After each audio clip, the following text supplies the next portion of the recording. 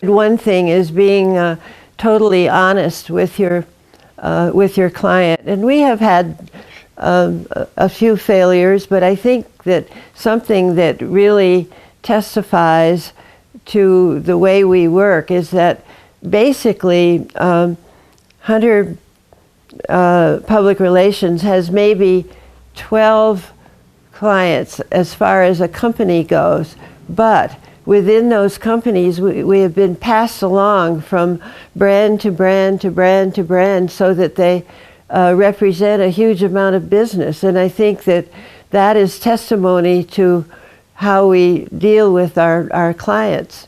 And it's very important that our reports be based on strict facts and our results based on what we actually have found. And I mean, that I can't emphasize more, that we be very straightforward. And I think the same thing is true with employees.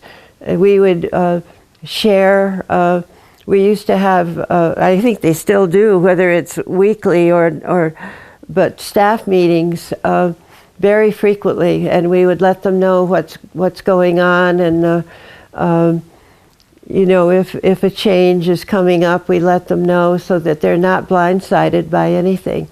And we talk about who we're pitching and what's happened within the client. I mean, there's reporting by different members of the staff, but I think knowing you don't have isolated account groups that don't know anything about what the others are doing.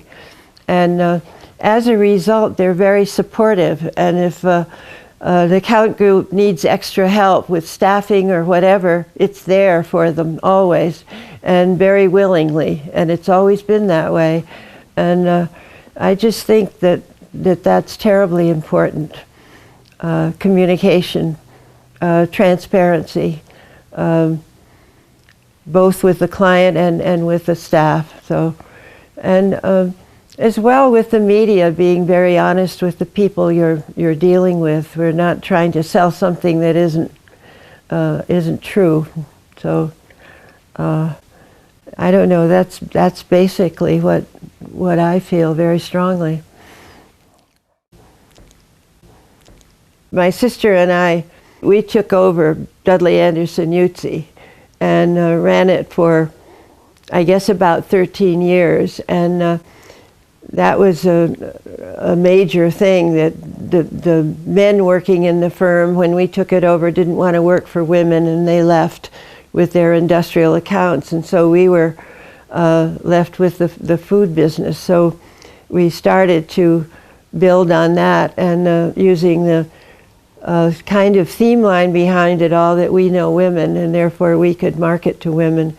But then we began to expand, and we did manage to get some other accounts, and one of them was the city of Little Rock, who wanted to improve their image, and we sent people out to Little Rock to take pictures of the city and to interview people even on the street and so on, to see how they felt about the city. And when we made the presentation, we surrounded them with pictures of Little Rock and taped voices and so on, and we won the account. And I headed up the team that went out to Little Rock and to get full briefing and so on, and I had to speak to all kinds of groups, and you know, the Chamber of Commerce and just a lot of them. And sometimes I wouldn't even be told I had to speak until I got there.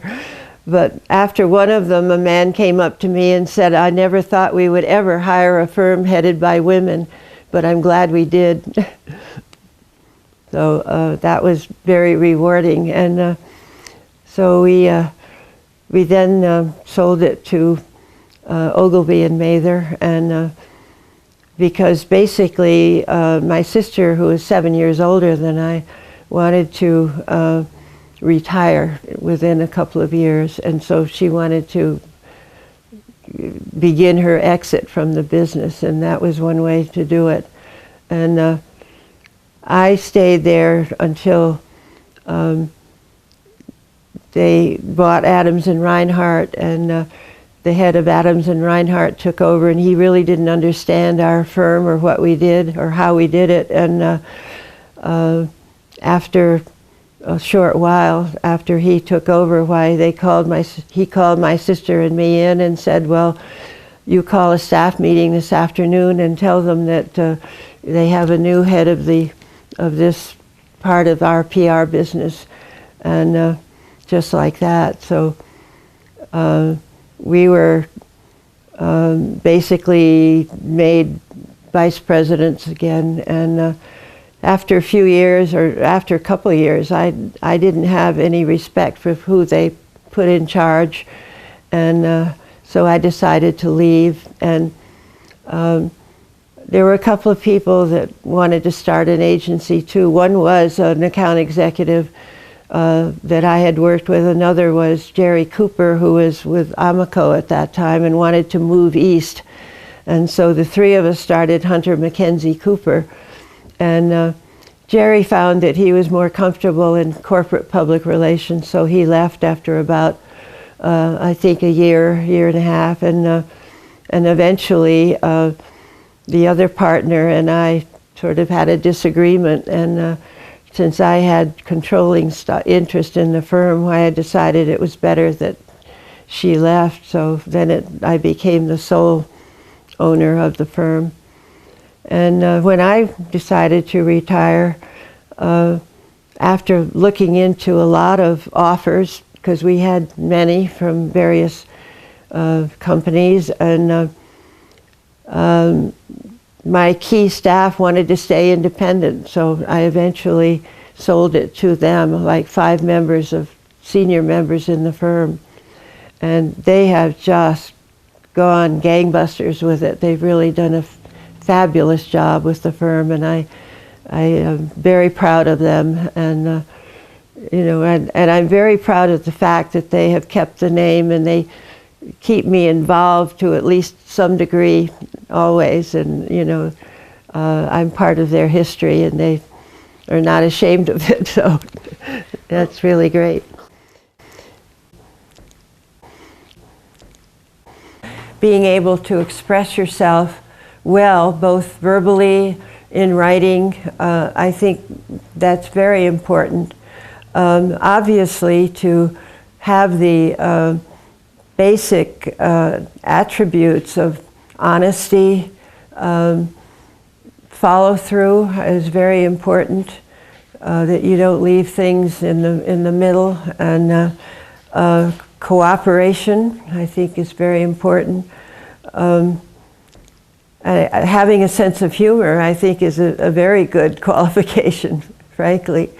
And creativity, I think, is very important. That if one solution isn't going to help, or one approach, being able to have the breadth to look at other approaches, whether they're yours or whether they're someone else's.